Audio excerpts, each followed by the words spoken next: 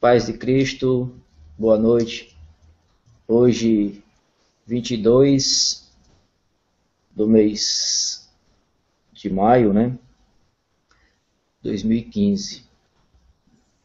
Este mês representa no calendário bíblico o terceiro mês, quando é maio, junho, já a segunda parte de maio para junho, já se considera biblicamente o terceiro mês. Estamos indo pela metade da semana profética, chegando próximo da grande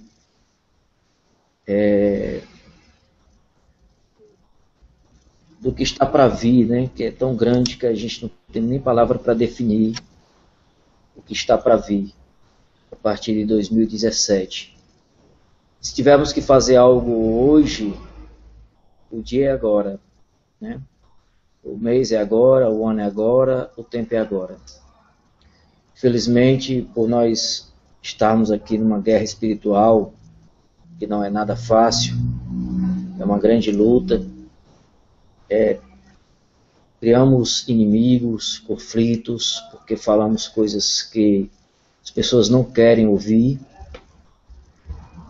E hoje, o meu canal do Marcos Profeta, o Google não me permitiu fazer a transmissão. Não sei como é que vai ser no próximo primeiro dia da semana. Se tiver que abrir mais conta, vamos ter que abrir. Se tiver que sobreviver aqui, vamos ter que sobreviver.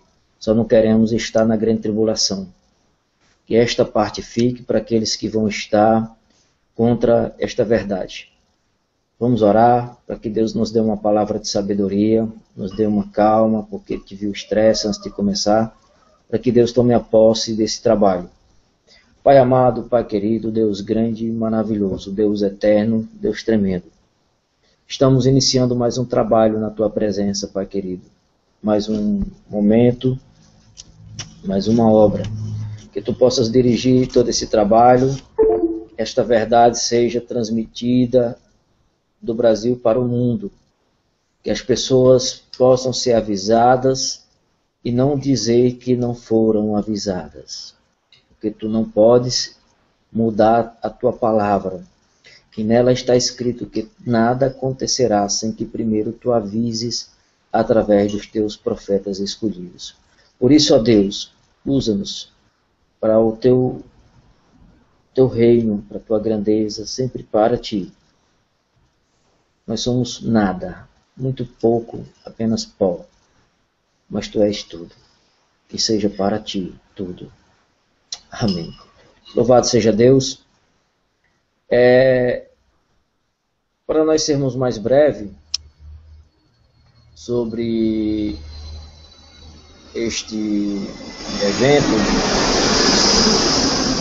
vamos fazer aqui uma transmissão rápida do que já está preparado para a gente passar, né? Eu fiz aqui uma tentativa de compartilhamento de tela. Vocês me confirmem se está compartilhando. E, por gentileza, alguém me confirme se está sendo gravado no YouTube. Que eu gostaria de ter essa certeza, amém, irmãos? Se alguém puder me avisar, seria muito bom. Alguém olhar nesse canal do Marcos Profeta, Marcos Silva, e olhar se esse vídeo está ao vivo para que nós possamos continuar esta transmissão. E se não tiver, nós temos que rever aqui a transmissão novamente. No YouTube não está passando, meu Marcos. Não está? Tá passando no... Não é no Marcos Profeta, é Marcos Silva Profeta. Tá passando no Marcos Silva. Ótimo, pronto. Eu botei o link lá no outro. Tá compartilhado.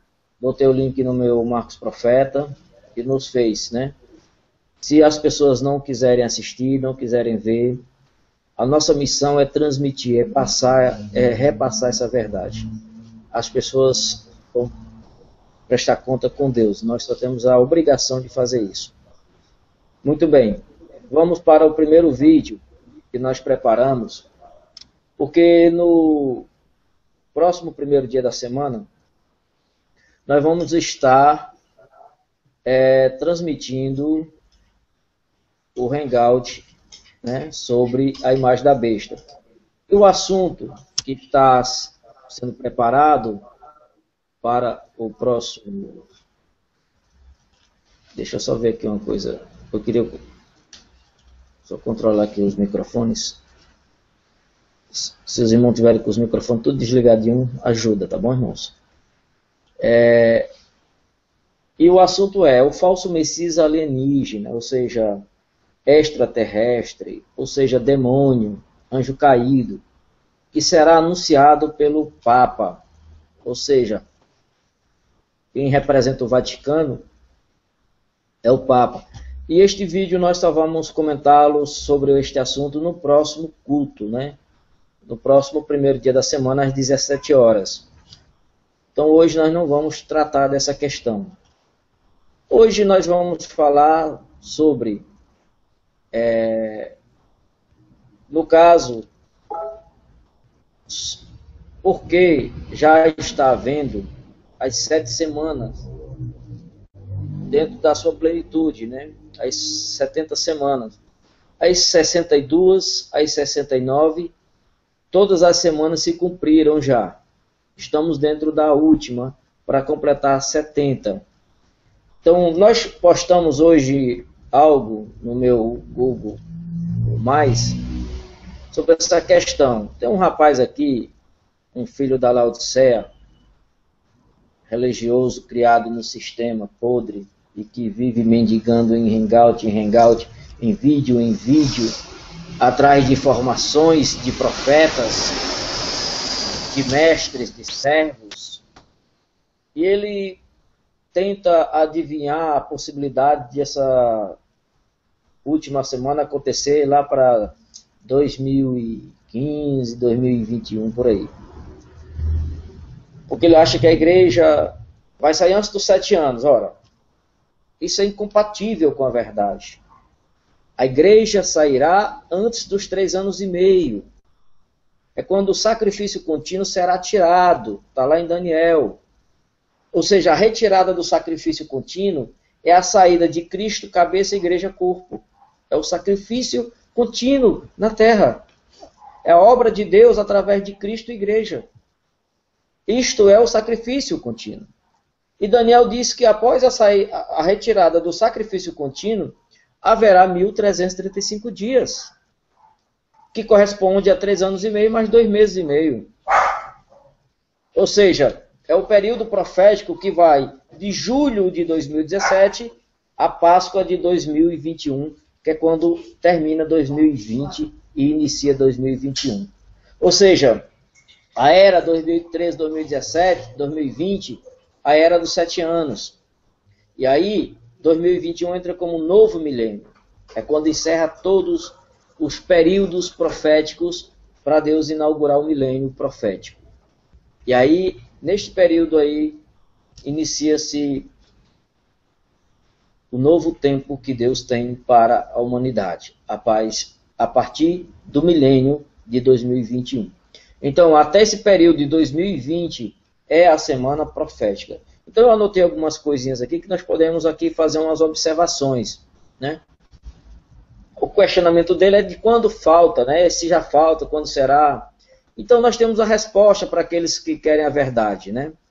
De Lutero, que era alemão, conta de 1517 a 1951, Deus levantou Lutero em 1517. Em 1951, Satanás levantou o seu servo, o príncipe, que seria o último papa, que seria aquele que, na profecia de Daniel 9, 26, 27, seria aquele que traria as guerras, traria o falso Cristo, né, o novo Jesus, e finalizaria essa obra da Grande Babilônia.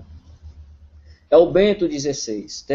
Então você conta de 1517 a 1951, é as 62 semanas proféticas lá de Daniel. Ou seja, 434 anos. É o período profético. Né? Deixa eu mandar o link aqui para o Edson. Está me pedindo aqui o link. Então, nós temos já um período confirmado pelo tempo de revelação que Deus tem nos dado, né?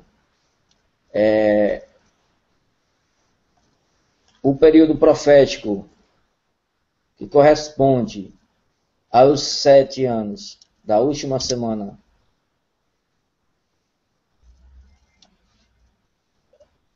é justamente 2013, 2020, né? Então nós contamos as 62 semanas do período de Lutero ao período do Bento XVI, quando ele é consagrado ao sacerdócio. Então nós separamos aqui as provas daquilo que estamos dizendo, né? Então, do período de 1517 a 1999, 2000, dá os 483 anos, é quando os luteranos encerram a obra de Lutero, a divisão, a saída de Roma, do papado, da Babilônia. Então, quando o Lutero começou, saíram. Em 1999, 2000, eles fecharam um acordo com a Igreja Católica, que dá direito à Igreja ter novamente o poder sobre os luteranos. Esse acordo foi feito no dia 31 de outubro de 1999. Luteranos e católicos assinam a declaração conjunta sobre a doutrina da justificação. Eles abraçaram de novo a paz e o reencontro da mãe com seus filhos, né? Então nós temos essa confirmação bíblica confirmada, são baseados naquilo que Deus vem nos revelando, são as profecias bíblicas do período profético que conta de Lutero até os nossos dias. E aí dão-se o tempo profético de 69 semanas, mais a última, que é a semana profética, 70 semanas. Você contando de 1517 a 1951, é os 434 anos. De 1517 a 1999, 2000, é os 483 anos. Aí cumpre-se totalmente as 69 semanas. Aí Deus deixou em aberto uma semana para se cumprir. É a última semana profética, 2013, 2020. Estamos nela, nesse período. É a última semana profética. Então, as profecias se cumprindo claramente, explicitamente. Então, agora nós vamos fazer uma análise aqui. O que diz Daniel sobre o assunto? Vamos para Daniel, que é justamente o assunto de hoje. O príncipe Mariano que seria levantado, o que viria para substituir o verdadeiro Cristo pelo falso. Ou seja, é aí que vem a operação do erro. Satanás, com o falso Cristo, através do decreto da besta, né? O príncipe Mariano. Então, Daniel 9, 26, 27 é assim. E depois das 62 semanas, olha, quando fala depois, a Bíblia é clara em mostrar que depois não está dizendo qual é o dia preciso. Eu só gostaria de saber dos irmãos se essa tela está sendo compartilhada em Daniel 9, 26, 27. Se ela travou ou se ela está dando realmente essa leitura. Não está, não. Não está, né? Você vê como eu estou passando pelo Mozilla, que é onde eu estou com a outra conta cadastrada. E ele não tem uma velocidade muito boa, né? Vamos tentar ver se vai dar certo.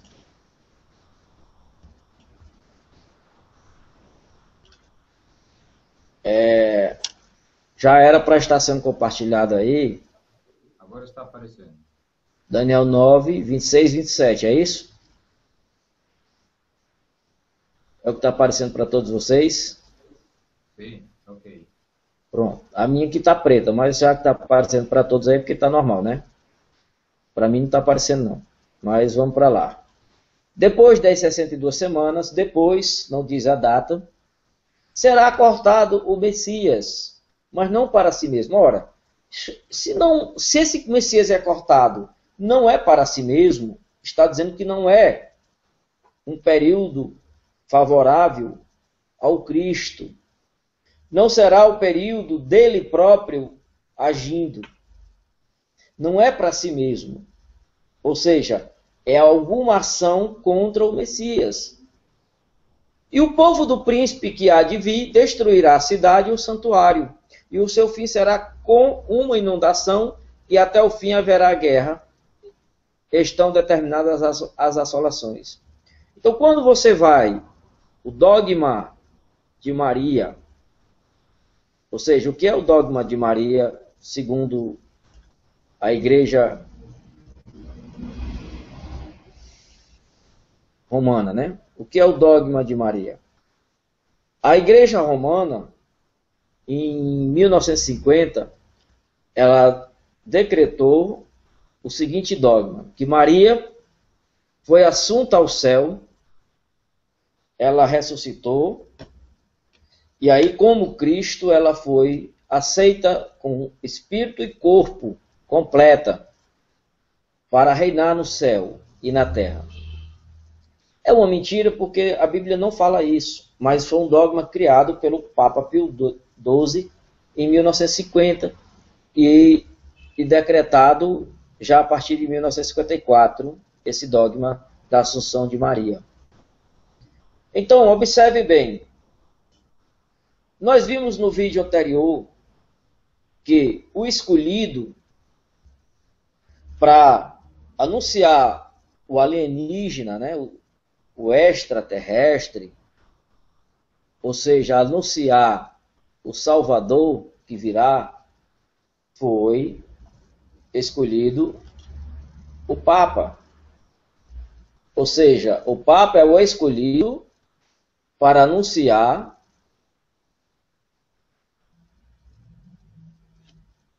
Fugiu aqui a página, mas vamos voltar de novo. O Papa foi o escolhido para anunciar este Salvador que virá para trazer paz e salvação para a humanidade,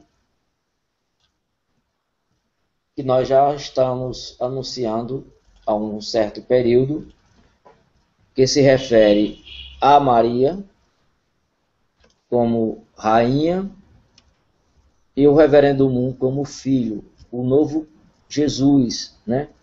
Que segundo ele já veio na terra e já está reinando, né? Ou seja, então quando diz, e depois das 62 semanas será cortado o Messias, é uma ação do inimigo que substituirá o Cristo, que será cortado, substituído. É a profecia do falso Salvador.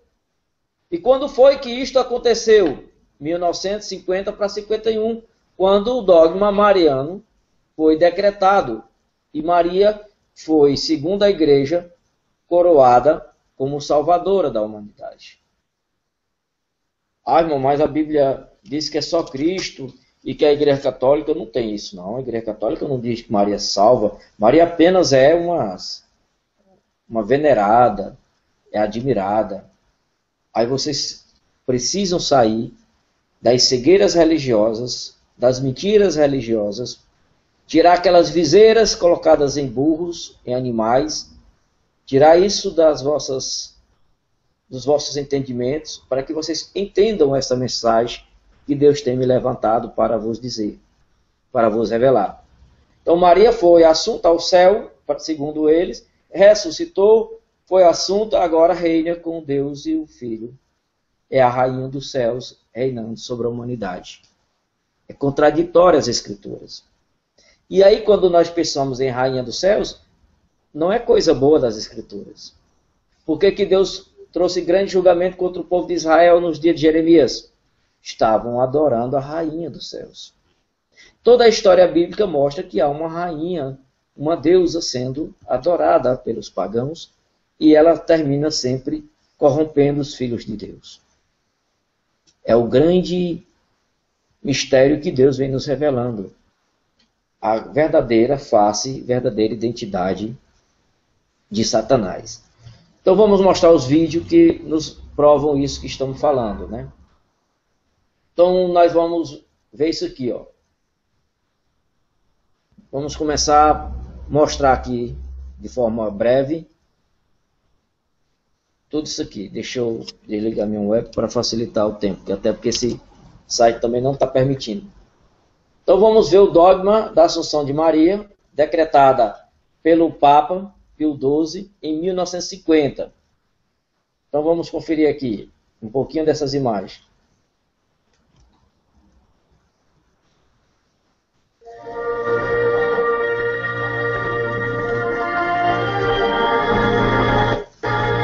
L'immagine della Madonna, Salus Populi Romani, salvezza del popolo romano, cioè cristiano, è uscita dalla chiesa della Raceli, attraversa quel Campidoglio dove si precisò fin dalle origini la missione universale di Roma. Non sarà notte di tenebre questa che precede il giorno di ogni santo, destinato a diventare anche la grande giornata della Vergine. Tra il coro di fiaccole l'immagine procede verso la Basilica Vaticana. Fu sera e fu mattina. Tutte le campane del mondo oggi hanno chiamato il sole, ma non hanno aspettato l'alba, i fedeli affluiti fino alla notte in piazza San Pietro. Ci sono a Roma per questa data. Estas cenas são antigas, né, porque elas foram gravadas em 1950. Ainda não tinha tecnologia moderna dos nossos dias. Preto e branco, no Vaticano, uma multidão, num grande dia, numa grande festa de proclamação da Assunção de Maria, que Maria foi assunta aos céus como Cristo, para reinar sobre a humanidade. E aí, meu irmão, é que mora o grande perigo que vos cerca. Vamos adiantar o vídeo para nós podermos finalizar aqui mais rápido, né? Sia stata immune dallo squallore del sepolcro. Il Papa legge la torre. Declaramos et definimos Divinitus revelatum donna ipso, Immaculatem vitam semper virginem, expresso terrestris vitae cursum, quiste corpore et anima ad expressum gloriam assuntum. La Madre di Dio che è stata assunta alla gloria dei cieli, regna per il suo. A mãe de Deus foi assunta ao céu. A tradução aqui, ele está falando, se eu não me engano, aqui em castelhano.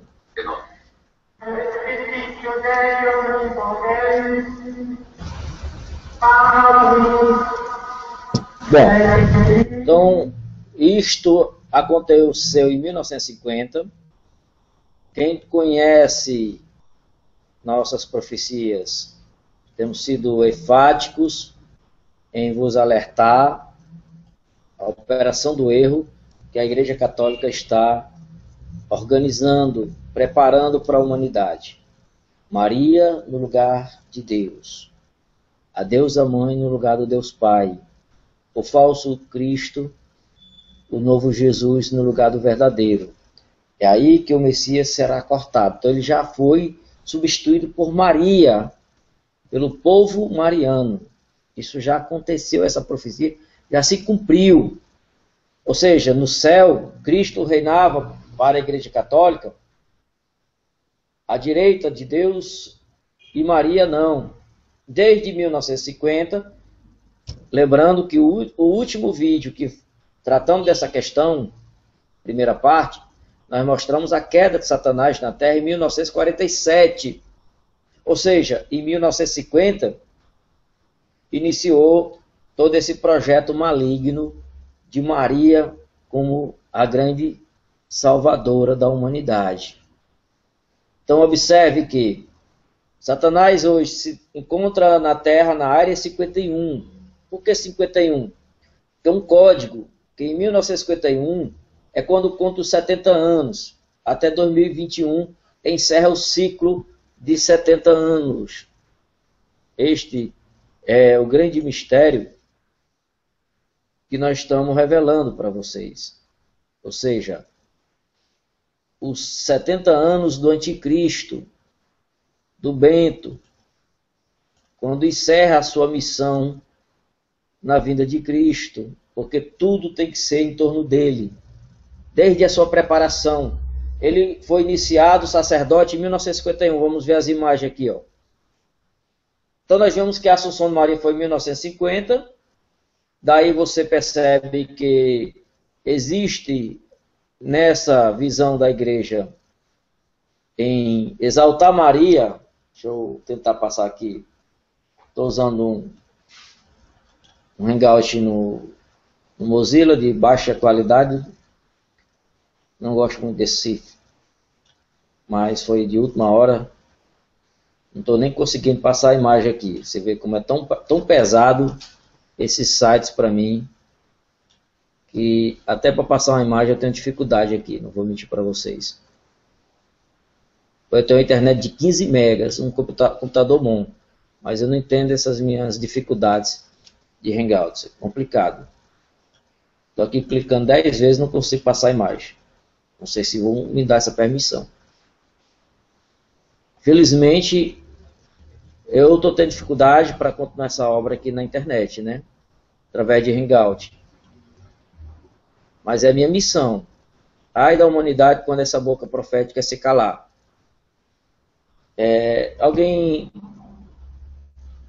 Quem que tem uma internet mais rápida aí que poder passar aí essas imagens que eu passando o link, irmão? O site aqui não está deixando eu passar, ele está travando para eu não passar essa imagem. Eu não consigo aqui, tentando aqui todos os recursos. Ele apareceu, irmão. Aqui não aparece nada, eu estou só com minha foto. Está aparecendo para vocês? O que está aparecendo aí? Apareceu. Sua imagem. A minha imagem eu sei que tem. Eu falo, é a imagem que eu estou querendo passar. Não sai da minha imagem. Então deixa eu voltar aqui.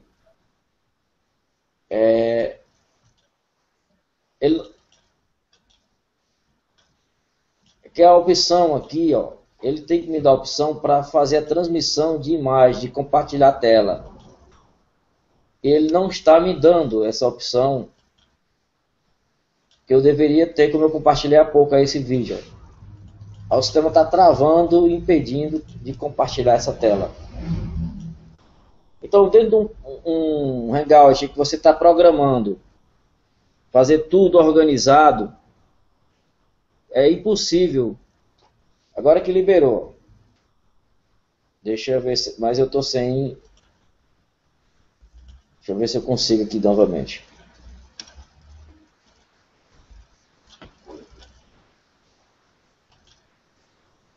Pronto, apareceu aqui. Vocês me digam se está passando aí alguma coisa na tela para vocês. Tá. Está passando as imagens de Maria, não é isso? Isso. Maria assunta aos céus, é a Assunção de Maria, a Rainha dos Céus, né? Esse dogma foi desde 1950, pela Igreja Católica, através do Papa Pio XII, veio a adoração direta a Maria como rainha. E aí você tem ela coroada, né, no céu, no lugar do Espírito Santo. É o Deus Pai, Deus Filho e a Deusa Mãe. E aí o Espírito Santo perdeu a vaga. Ou seja, a Bíblia fala em Deus Pai, Deus Filho. No princípio era o Verbo Filho e o Verbo Filho estava com Deus Pai. Então há somente dois deuses que estão no mesmo Espírito, que é o Espírito Santo. Deus Pai é o mesmo Espírito Santo. Deus Filho é o mesmo Espírito Santo. Eu e o Pai somos um, aonde? No mesmo Espírito. Agora, a visão da Trindade é uma deturpação para poder enganar as pessoas, para trazer Maria neste posto terceiro, que é o posto do Espírito Santo. Ora, não é um terceiro Deus, não existe um terceiro Deus chamado Espírito Santo. O Espírito Santo é o Espírito de Deus, o Espírito Santo é o Espírito de Cristo.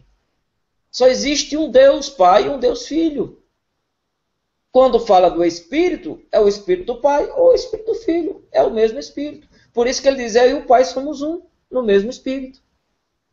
Não há trindade, há unidade do Pai com o Filho. Nós somos um. Essa visão da trindade foi uma visão da mariolatria católica, para trazer Maria na visão da terceira divindade. Maria na função da pomba. A mulher, a pomba. Viu, irmãos? Maria no lugar da pomba. Esse símbolo da pomba que voa representa para a Igreja Católica nada mais, nada menos do que Maria. Ou seja, é a função de Maria no lugar do Deus Pai. É uma mentira, é um engano, a operação do erro, mas que infelizmente os evangélicos protestantes estão cegamente sem enxergar. Não estão conseguindo enxergar esse mistério. Bora passar aqui. Então nós vimos que houve esse decreto em 1950 e em 1951 o Bento foi levantado para ser o sacerdote levantado como príncipe que se tornará e se tornou, né, se tornaria no futuro, já se tornou o rei do Vaticano, o príncipe que agora é rei. Então o príncipe Mariano foi levantado, quem? O Bento, sacerdote. E aí ele foi crescendo, evoluindo e chegou ao cargo de rei. O rei papal, a besta do mar. O grande rei, o sétimo rei, a sétima cabeça, onde tudo se completa em torno dele. Então, em 1951 ele é ordenado, vamos ver aqui um pouco o vídeo da sua ordenação. Isso que é imagens antigas, creio que vai dar para vocês verem aí.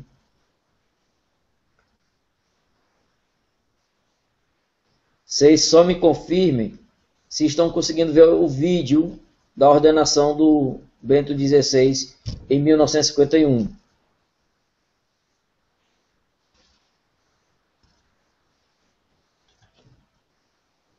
Não tem, pelo jeito não tem som, né? Estou vendo aqui que é só imagem, é muito antiga. Vou botar em tela grande e vocês me confirmem aí por voz, que eu vou perder divisão até, eu não vou poder ver a tela, e vocês me confirmem por voz se está passando em tela grande, porque não dá para eu saber.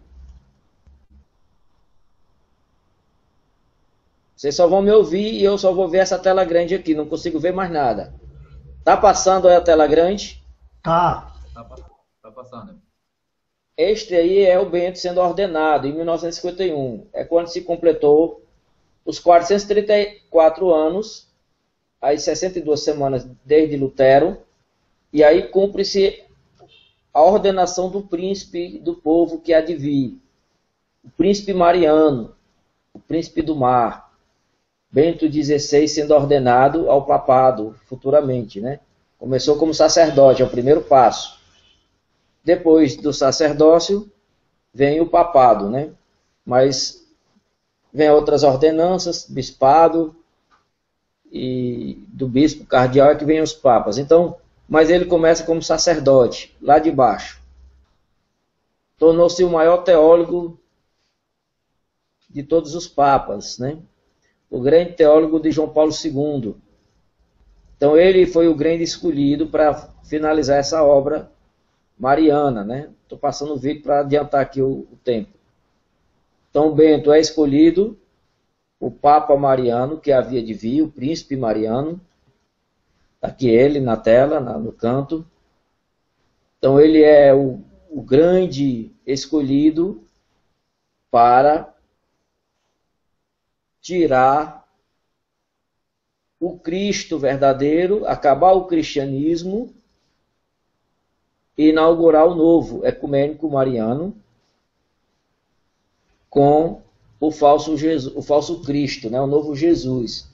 Então, o que nós estamos vendo aqui é a conclusão do cumprimento profético das 62 semanas, que equivale a 434 anos, que equivale ao período entre Lutero e o Bento.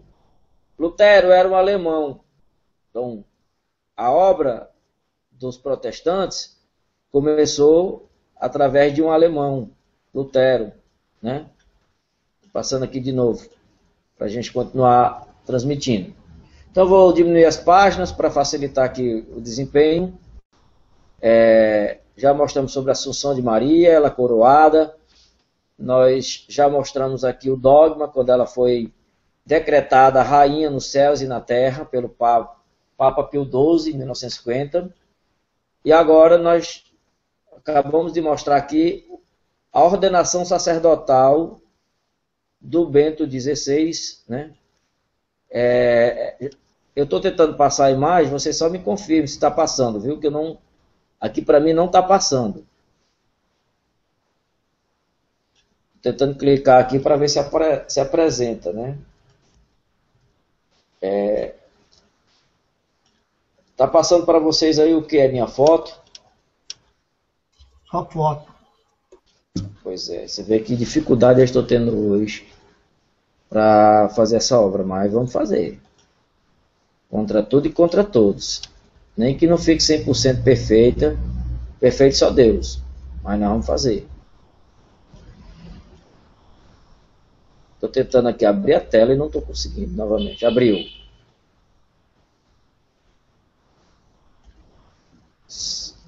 Pelo menos aqui, para mim, era para estar passando para vocês também. Eu abro a tela, clico, mas não estou conseguindo ter o êxito. Vocês podem me confirmar se está passando algo ou é minha foto? Ainda a foto, Marcos. Você vê que batalha, né? Nós estamos, infelizmente, parte do nosso estudo, nós vamos ter que depender de vozes, né? Porque pelo que eu estou vendo, eu não vou ter muito sucesso com imagem, né? Aqui diz que eu estou compartilhando a tela, não está passando nada mesmo? Ainda não. Não, né? Fazer o quê, né? Pronto, agora deu. Deu, né? Então vou. Quando a tela sair, eu não estou conseguindo ver. Para mim só passa a minha foto. Então, quando a tela sair, vocês me avisem. Está escrito aí, ó, vídeo da ordenação sacerdotal do Papa Bento XVI em 1951. Sim. Vou baixar aqui, vocês me confirmem se diz assim, ó. Uma foto de Maria e acima da coroa dela tem assim, ó, o meu coração imaculado triunfará. Confirmado. Olha aí, ó, pronto. Então, quem vai ver o vídeo, que se ligue. Estou mostrando. Se vocês não querem acreditar, o problema é de vocês. A minha função é mostrar. Vou tirar aqui o vídeo do... o Lutero, né? Então, 1517 iniciou o período em que Deus contou as 62 semanas. Vamos dar uma olhada aqui, brevemente aqui, a história do Lutero, num resumo, né? Só um resumo de como começou.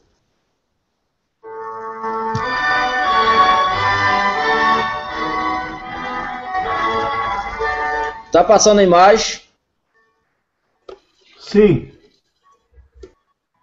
Lutero foi o grande homem que Deus levantou de dentro de Roma para iniciar não uma reforma protestante, mas sim a reforma da igreja, ou seja, Deus queria fazer a grande obra na igreja. E aí hoje, esta obra que Lutero começou, depois de 1517, é a obra que nós estamos concluindo hoje na Igreja do Deserto, né? Fora da Laodiceia, das profanações. Assim como Lutero teve que sair de dentro do papado, de dentro do sistema romanismo, né? Sistema romano. Então este homem foi um grande escolhido, que hoje ele é muito blasfemado, muito perseguido a sua imagem por conta de ser um grande inimigo papal que ele foi. Infelizmente, muitos evangélicos protestantes hoje já se levantaram contra ele, estão cuspindo no prato que ele um dia ofereceu a todos, né? Foi quando ele teve a grande coragem de se levantar contra o papado e iniciar essa grande obra fora de Roma, né? Mas, infelizmente, isto é a Laodiceia. Pegaram o bom trabalho que Lutero começou e transformaram nessa esculhambação que está hoje, que não é mais do que um prostíbulo religioso que foi instalado dentro do cristianismo, né? Profanado, através de evangélicos, protestantes e tantos mais que estão aí nessa internet, em grupinhos diversos. Então Lutero começou uma grande obra que poucos teriam a coragem de fazer o que ele fez. enfrentar até a morte, se fosse preciso, por se levantar contra o papado, né? Não é qualquer um tem essa coragem de se levantar contra o papado. E ele, com a fé que Deus lhe deu, ele iniciou essa obra. Deixa eu adiantar um pouco o vídeo.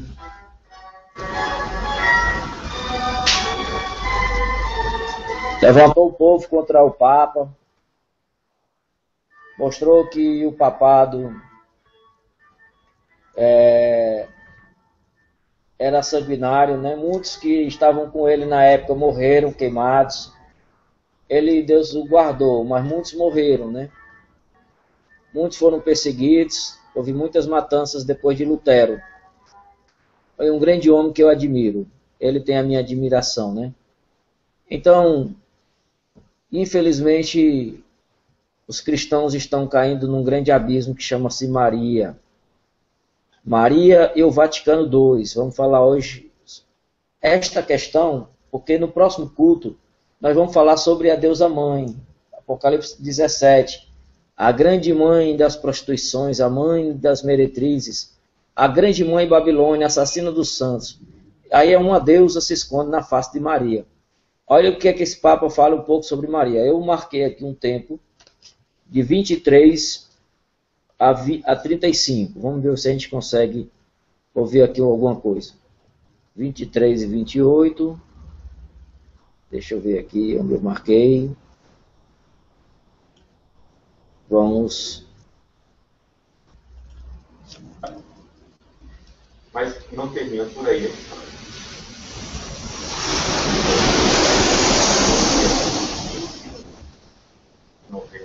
De vez em quando passa um barulho aqui, é porque eu moro perto do aeroporto de Fortaleza, né? Então vamos morar muito próximo. Os aviões passam rasantes aqui, é muito barulho. Mas vamos continuar aqui, ó. De 1964. Né?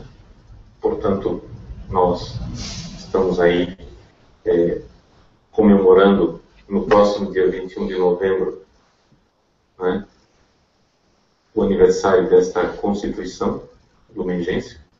A Constituição foi promulgada, mas uma declaração de Paulo VI, solene, durante o concílio, durante a sessão em que estava sendo promulgada a Lumengense, Paulo VI então declara Maria, mãe da Igreja.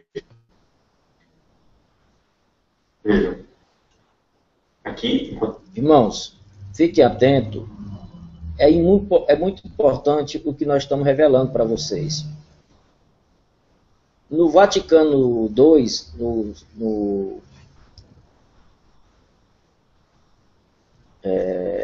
no Concílio Vaticano II, acho que ele falou em 1960, por aí, perdi aqui o fio da meada da data, mas foi em 1960, ele citou aí, quando houve esse concílio.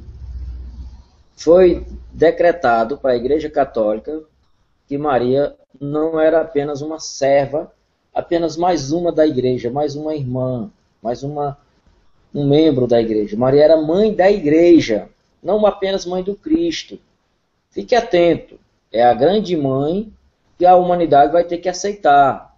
É a mãe da Igreja. Esses religiosos do protestantismo, os religiosos em geral, que são enganados, que a Igreja Católica é a mãe, né? Aí esquece que a Igreja Católica não estava desde o Jardim do Éden, esquece que a Igreja Católica não estava lá nos dias de Jeremias, esquece que a Igreja Católica não estava nos dias de Cristo, esquecem que na história toda a Igreja Católica Romana só existe desde Lutero, desde Constantino, ano 300, né, antes 312, até Lutero ser levantado em 1517 e iniciar o protestantismo, né, que eles chamaram protestantismo, né, que na verdade era a reforma da igreja. Então, desde quando existe a Igreja Católica Apostólica Romana? Desde quando Lutero recebeu o cristianismo em Roma, no ano de 312. Então, irmãos, quem é esta mãe da prostituição? A mãe Babilônia, que a Bíblia está falando no Apocalipse 17, é a Igreja Católica? Que não. É uma deusa, serpente, a mãe dos pecadores, que é disfarçada de rainha dos céus na figura de Maria. É esta mãe que toda a humanidade vai ter que aceitar à força. Ou seja, nós vamos no decorrer desse culto e do outro mostrar todo esse projeto diabólico. Nós temos que dizer o seguinte: os padres conciliares fizeram um texto de compromisso, de equilíbrio, mas Paulo VI, né, empurrou as coisas para o lado da tendência cristológica, ou seja, a tendência de considerar a Virgem Maria ligada a Cristo como mãe da igreja. Porque, veja, quando você diz que Maria é mãe da igreja, né, você cria ali uma certa dificuldade. Porque se ela é mãe da igreja, ela está gerando a igreja toda. É como se ela estivesse um pouco fora da igreja. Mas aqui é que está a riqueza da teologia mariana, e é por isso que nós não precisamos optar por uma das duas linhas. Nós podemos ficar com as duas e pegar a riqueza das duas. A riqueza está no seguinte, que, de fato, Maria, enquanto membro da igreja, ela é menor do que a igreja. Se olhar no prisma da igreja. Mas enquanto ligada a Cristo, a igreja é o corpo de Cristo. E se foi ela quem gerou o corpo de Cristo, é ela que, de alguma forma, gera o Cristo em nós. Não é? Então, dentro dessas questões, nós vemos aqui que Paulo VI, de alguma forma, já se pronunciou e rompeu o equilíbrio. Nós poderíamos dizer, conforme o Papa Pio XII disse na Humani Generis, ou seja, vocês debatam, teólogos, mas quando o Papa se pronuncia, e se pronuncia magisterialmente, é evidente que aqui o magistério da igreja já pendeu para um lado. Não houve declaração infalível, é claro. Caiu a imagem, Marco. O teólogo deve considerar essa manifestação do magistério pontifício como sendo alguma coisa respeitável. Né? Para lermos algumas noções do que nós estávamos falando, eu gostaria de que você pegasse o catecismo da Igreja Católica, né? E o catecismo, quando fala de Nossa Senhora, né, na profissão de fé, Maria, Mãe de Cristo, Mãe da Igreja, ele usa abundantes citações da Lumen Gentium. Portanto, eu vou ler aqui, está no catecismo, mas na verdade é o texto da Lumen Gentium. Só que por que eu estou lendo no catecismo? Porque o catecismo ele faz uma espécie de resumo. Então, ele diz assim, veja só, o número 967, contemplando a linha eclesiológica, diz que Maria é a realização exemplar da igreja. Ela é o tipos da igreja, a tipologia eclesiológica, né? Eclesiotípica. A imagem Mas é isso que ele diz no 967.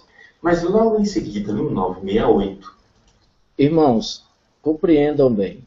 Eu estou desde o início com dificuldade de passar a imagem. O que vai pesar mais aqui, pela informação, é a palavra que nós vamos ouvir. Então, vocês me ajudem, caso a imagem não passe, até o momento que ela passar. Porque, na verdade, eu estou tentando transmitir a imagem, não estou conseguindo. Mas, pelo menos, que nós ouçamos. Certo? Vamos ver aqui. Eu estou tentando passar a imagem. Infelizmente, não tá conseguindo aqui. Vou botar de novo o som.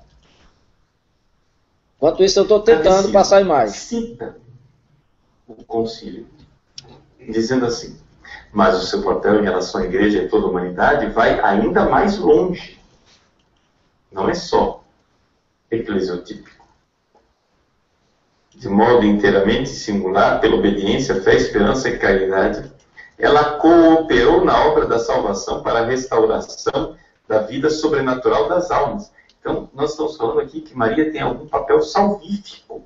Opa, tá chegando lá, ó. Por esse motivo, ela... Que Maria tem um papel salvífico. Alguém entendeu aí? Maria tem papel de salvação. Não é somente uma irmã, não é somente alguém que gerou o Filho de Deus, o Deus Filho, né?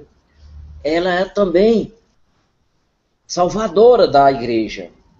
Vocês estão entendendo aí, irmãos? A gravidade, ao ponto que a Igreja Católica está chegando, vai decretar Maria como salvadora ao lado do Filho.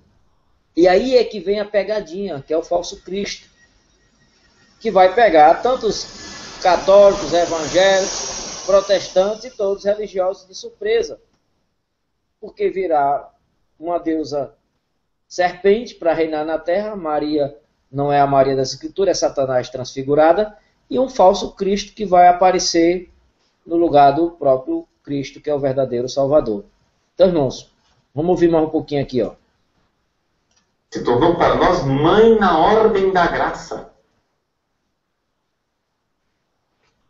Então, essa maternidade de Maria, no número 969, na economia da graça, perdura ininterruptamente a partir do consentimento que ela fielmente prestou na Anunciação e que sob a cruz resolutamente manteve até a perpétua consumação de todos os eleitos. Então, vai ser para todos sempre essa missão materna de Nossa Senhora. Então, vejam que o concílio, de forma equilibrada, contempla as duas coisas, não quis optar por nenhuma das duas, mas afirma muito mais do que a maior parte dos teólogos de tendência protestante. Enquanto esse padre está falando no tempo que eu programei, eu vou fazer aqui uma tentativa de entrar com a outra conta de Marcos Silva. Infelizmente, outro computador está no conserto, eu não consegui ainda estar com dois na mesa. Mas eu vou ver se eu entro com a outra conta e na outra conta eu tentar passar. Se não for possível, pelo menos vou tentar. Vamos ver aqui. Voltar aqui a voz do padre. Mais do que ecumenistas gostariam de afirmar. Ou seja, Maria não é somente discípula de Cristo, ela não é somente modelo de cristã, ela não é somente uma mulher que intercede por nós, ela é mãe na ordem da graça. Ela gera algo e ela faz parte da obra de salvação. O próprio concílio diz, né, com toda clareza. Está passando a imagem para vocês? Oitavo, depois que ele falou de Maria, etc. Não, antes. Padre falando, está passando? Antes de falar do culto a Maria, ele diz assim, que no número 62, que a função salvífica subordinada, ou seja, Maria tem uma função salvadora. Aí você vai chegar e dizer, não, mas isso aí é dedução teológica desses teólogos barrocos, né? Esse pessoal mais modernoso, são assim, mais recentes, nós somos da patrística, nós somos da época dos apóstolos, né? Com Santo Agostinho, com os padres da igreja. Os padres da igreja não eram tão exagerados com relação a Nossa Senhora como esses São Luís. Ou seja, esses padres modernos, esses atuais, esse sistema católico moderno, está muito próximo de Maria. Nós preferimos, os padres conservadores diziam, nós preferimos ainda mais o período dos apóstolos, onde Cristo era o centro da igreja, né? Ou seja, o padre está aqui agora criticando aqueles que pensam assim, que tinha que estar ao lado de Cristo e não de Maria, como eles estão hoje querendo ficar. Observe as palavras dele. Essa espiritualidade barroca, essa espiritualidade mais recente, assim. Não, nós somos da patrística. Eu estou falando isso aqui porque eu pensava assim. Só acontece o seguinte. O que acontece, meu irmão, é que se você for ver a oração mais antiga a respeito de Nossa Senhora, o Subtum Presidium, é uma oração do século II. Veja, a Bíblia ainda estava, o cânon da Bíblia não tinha sido ainda nem definido. Uma oração do século II. Eu programei esse vídeo até os 35, já estamos aos 30. Eu vou andar um pouquinho aqui, ó. Apóstolos, podemos considerar até passar mais alguns minutos para adiantar aqui o tempo. Né? A controvérsia teológica. Espero que essa minha explanação histórica e teológica tenha um pouco esclarecido você. Mas o que é importante, o que é que eu gostaria de colocar como mensagem principal, que é o seguinte: Se você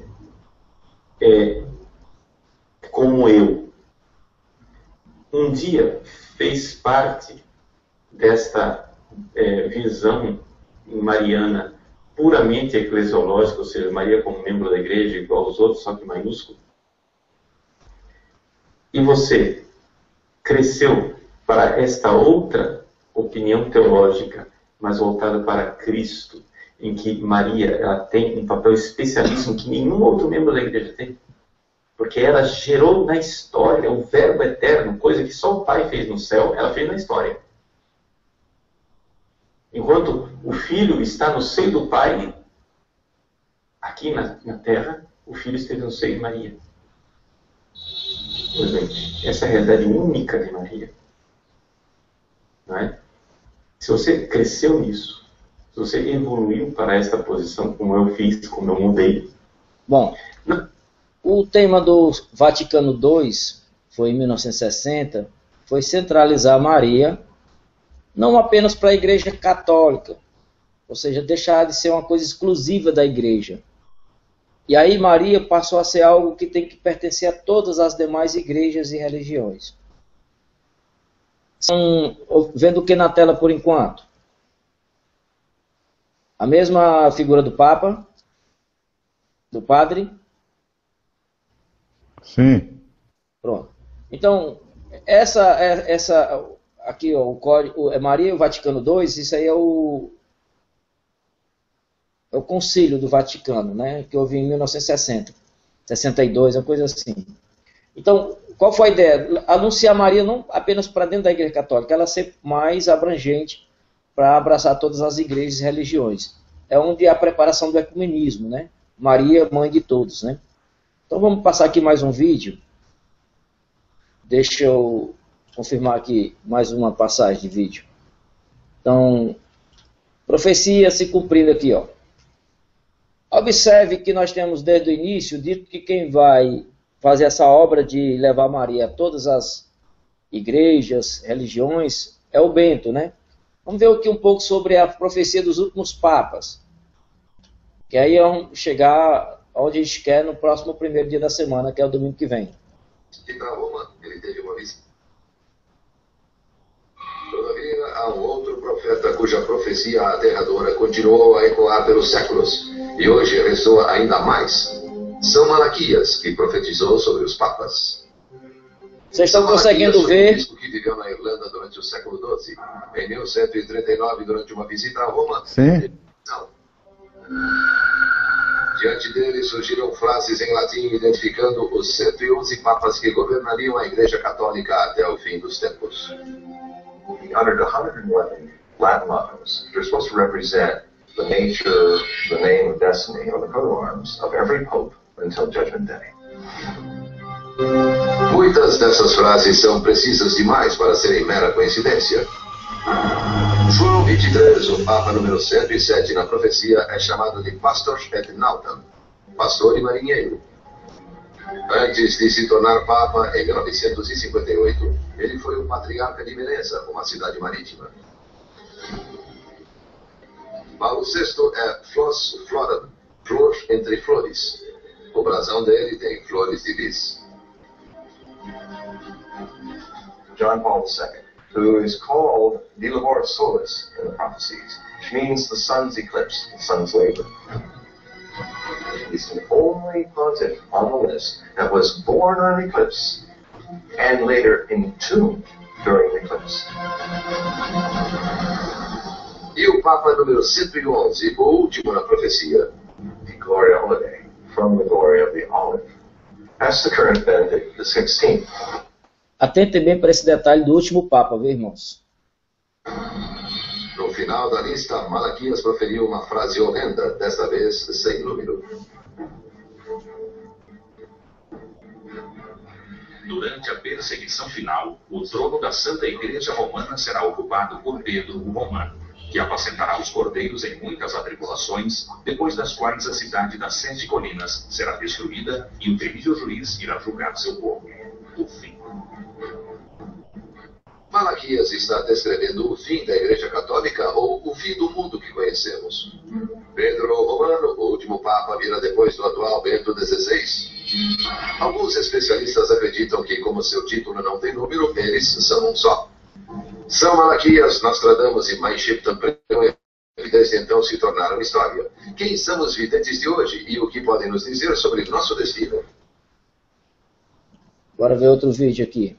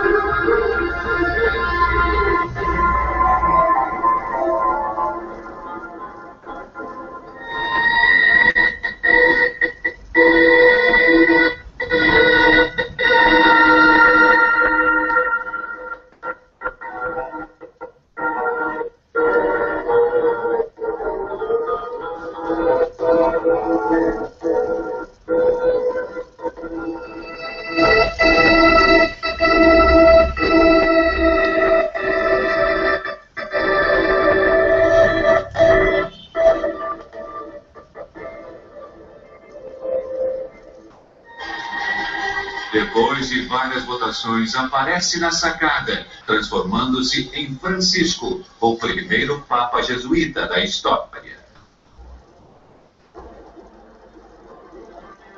Durante séculos, a chegada de um novo Papa para o trono de Pedro esteve rodeada de sinais misteriosos e previsões. Quais foram as profecias que anunciaram a chegada de Francisco? No século XII, o arcebispo católico Malaquias de Armagh, hoje conhecido como São Malaquias, entrou em transe e viu uma fila de reinos papais a partir de Celestino II, o pontífice que reinava naquela época. Os nomeou e os identificou com um lema, desde o primeiro até o último, com bastante exatidão. O último era o número 112. Depois dele, seria o fim. Desde o primeiro até o último, com bastante exatidão. O último era o número 112. Irmãos, esse Papa, vocês estão vendo a imagem dos últimos Papas? Sim. Então, vocês estão percebendo que há uma interrogação depois do Bento, não tem uma interrogação? Tem. Pronto. Então, por que ficou em aberto quem seria esse último Papa, né? Um mistério, né? Aí veio aquela grande revelação dos 7 Papas, desde o Tratado de Latrão, 1929, e nós já mostramos aqui que em 1990, no ano da revelação, o Papa era o João Paulo II, um existe, que era o João Paulo II, 5 já caíram, que são 5 anteriores, até o Pio XI, né? Pio XI, Pio XII, e aí vai ser sucessivamente a lista, né? Que é João XXIII, Paulo VI, João Paulo I, João Paulo II e Bento XVI. E aí um existe, 5 já caíram. Aí esse um existe era o João Paulo II. Um outro é vindo por pouco tempo. Esse um outro foi o grande engano que enganou as pessoas dentro do mistério que Deus separou. Porque o outro é o Francisco, que viria por pouco tempo. É o outro misterioso, é o Francisco, que é o 12º dentro dessa profecia de Malaquias, que é o que viria por pouco tempo, que na verdade é só um antipapa, que é uma boca dada ao Bento. Então o Bento está ainda como Papa e o Francisco como um auxiliar, uma boca operacional, fazendo a obra no seu lugar, por 3 anos e meio, que conta-se desde quando ele foi eleito, março de 2013, que vai mais ou menos até setembro, por aí, de 2016, é só contar 42 meses, né? Então, no caso do Francisco, ele é um Papa auxiliar, provisório, então ele, na verdade, não cumpre a profecia de um 12º Papa como um Papa normal, né? Então, na verdade, o Francisco é um papa provisório, é uma boca dada à besta. Só um minuto.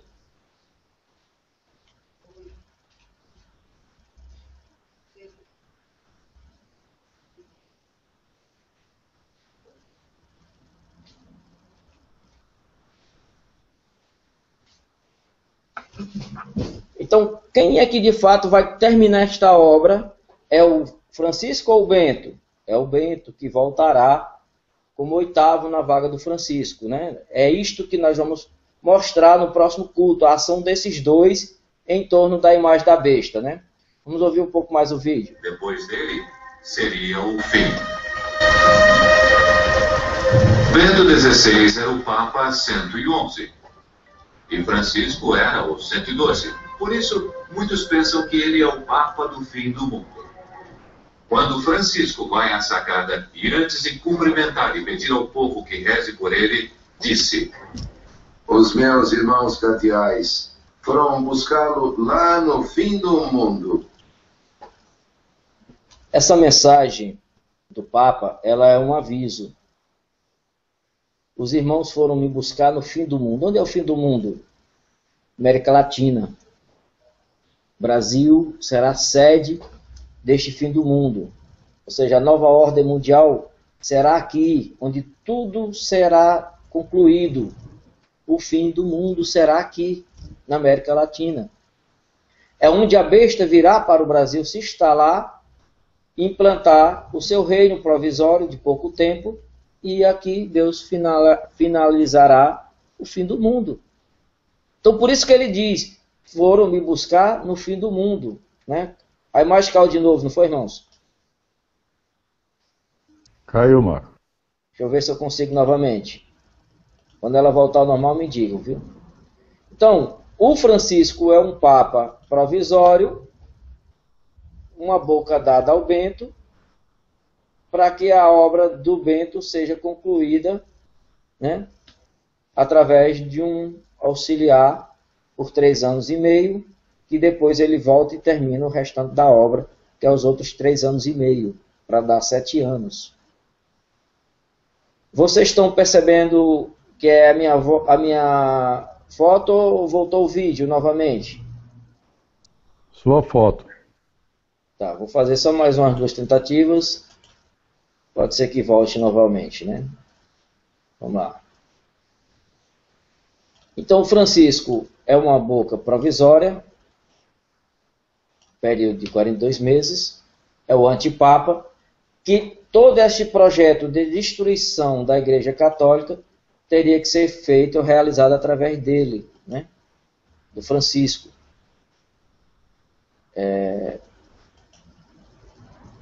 Tá difícil, eu vou aqui desistir um pouquinho aqui, deixa eu... Então, vou passar o vídeo mais um pouquinho, vocês vão ouvir, enquanto eu tento passar a tela. Mas estamos aqui. No fim do mundo, é casualidade ou Francisco só se referia à grande distância entre Roma e Buenos Aires? Mas Malaquias não foi o único que associou a chegada de Francisco. Por que um papa latino e não um papa italiano, um papa europeu, como sempre foi, né? Por exemplo, um papa fora da Itália veio o João Paulo II, que era polonês. Mas todos os papas antes de João Paulo II eram italianos. Ou seja, mas sempre foram europeus, com exceção de João Paulo II, que não era italiano, mas era europeu, da Polônia. Agora, o Francisco entra como um papa fora da Europa, fora de Roma, fora da Itália, irmãos. Que mistério é esse do Francisco ser um papa latino? Para cumprir a profecia do Apocalipse 17. Uma besta que viria para destruir a prostituta romana, destruir a Igreja Católica Apostólica Romana. É a missão dele, trazer o papado para o Brasil e a América Latina. Vamos compreender mais o vídeo aqui. Com o Vaticano, com o fim do mundo. No século XVI, o médico e consultor astrológico Michel de Notre Dame, mais conhecido como Nostradamus, previu a chegada de um homem de cor, com muito poder no século XXI, que anunciaria o fim dos tempos. A princípio, existirão doenças mortais com constância, e depois haverão pragas, morrerão muitos animais, haverão catástrofes, mudanças climáticas e finalmente começarão as guerras e invasões do Reino Negro. Na Idade Média, isso foi interpretado como a chegada de um Papa Negro, já que naquela época o sumo pontífice era o homem com mais poder do mundo, o Rei Negro. Mas por que Francisco seria o Papa Negro?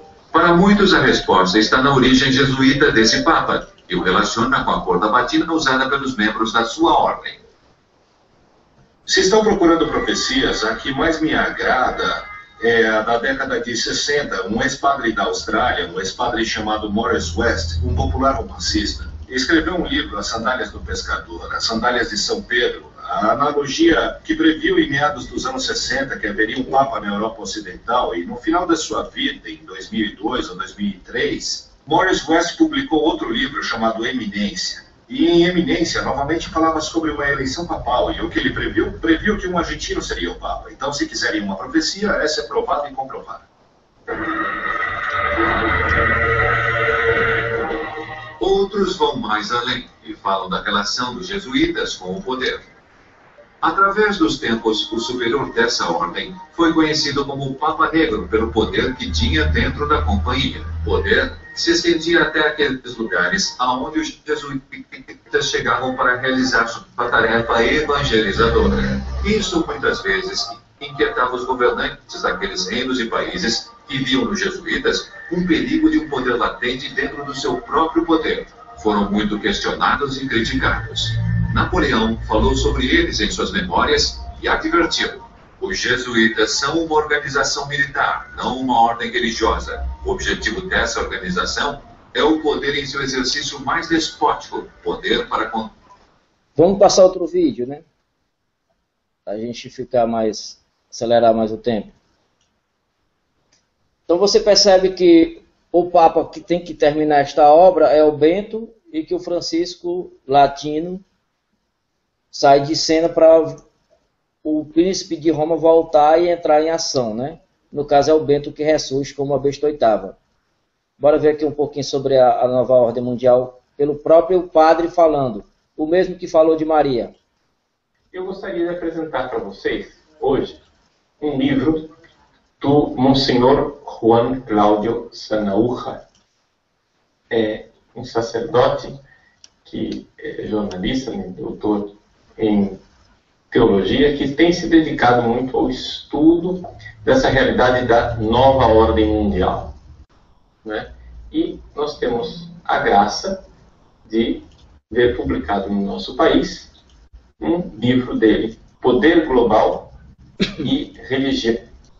Eu vou passar aqui esse link no bate-papo, se algum dos irmãos se interessar em passar aí.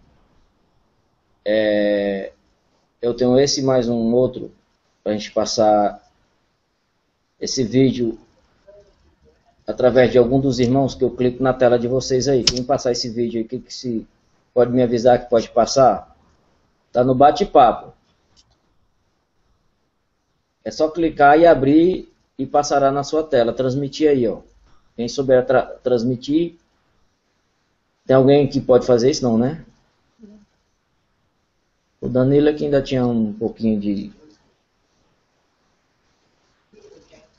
Então vamos lá, deixa eu ver se eu consigo concluir aqui. Universal. Esse livro foi publicado pela editora Ecclesia, né? Então, está aqui. Vocês vão encontrar no site da editora Ecclesia.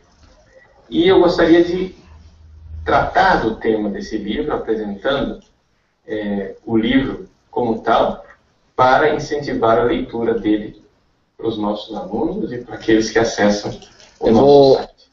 Eu vou dar um time aqui para ver se eu consigo passar na tela da Renata aqui. Vamos lá, Renata. Ver se consigo passar aqui pela tua tela. Eu acho que nem a tela da Renata não vai conseguir aqui, pelo jeito. Vamos tentar aqui.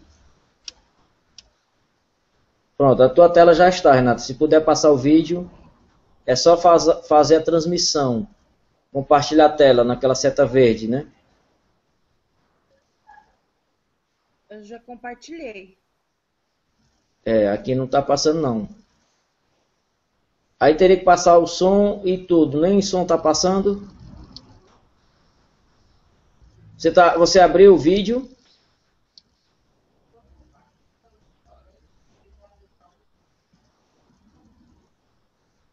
Bom, deixa eu ver aí. Eu acho que não vai dar certo pela Renata também não. Tá passando, mano. Juan Cláudio Sanaúja. Tá passando? Então vamos lá. Que é jornalista, doutor em teologia, que tem se dedicado muito ao estudo dessa realidade da nova ordem mundial. E nós temos a graça de ver publicado no nosso país um livro dele, Poder Global e Religião Universal. Esse livro foi publicado pela editora Ecclesiae, né? Então, vocês vão encontrar no site da editora Ecclesiae. E eu gostaria de tratar do tema desse livro, apresentando o livro como tal, para incentivar a leitura dele para os nossos alunos e para aqueles que acessam o nosso site. Do que é que se trata? A primeira coisa é vocês entenderem que se trata de um homem que estudou profundamente o assunto. Então, tudo que você vai encontrar aqui neste livro é fartamente documentado, né? O senhor Sanaúja, quando afirma as coisas, afirma com inúmeras citações de pé de página. Então, não é assim uma pessoa que vê conspirações nas esquinas e, alucinado, começa a ver coisas. Não. Ele fala, afirma e mostra os documentos do que ele está afirmando, né? Trata-se, então, de um livro que está vendo, olhando para a política da ONU, sobretudo, dos últimos tempos, mas também das grandes fundações, né, mundiais, e vê que existe um projeto, existe uma espécie de sintonia entre aquilo que a ONU está fazendo, que as grandes fundações estão fazendo e que os movimentos neomarxistas estão fazendo ao redor do mundo. Todos eles têm um projeto de uma nova ordem mundial. E esse projeto de nova ordem mundial, ele desemboca numa religião. Uma religião que não tem dogmas, né? É uma religião do relativismo, mas que tem palavras-chave, que são quase que, digamos assim, simplesmente slogans que são jogados, como paz, solidariedade, justiça, fraternidade, etc. e tal. Então, trata-se de uma religião que não tem uma agenda moral judaico-cristã, não tem um ensinamento moral fixo, tudo é muito relativo, mas que usa, né, palavras que soam, palavras que falam ao homem moderno. E assim, essa nova religião, sem um Deus específico, sem dogmas, ela está baseada no relativismo moral, mas também numa espécie de neopaganismo.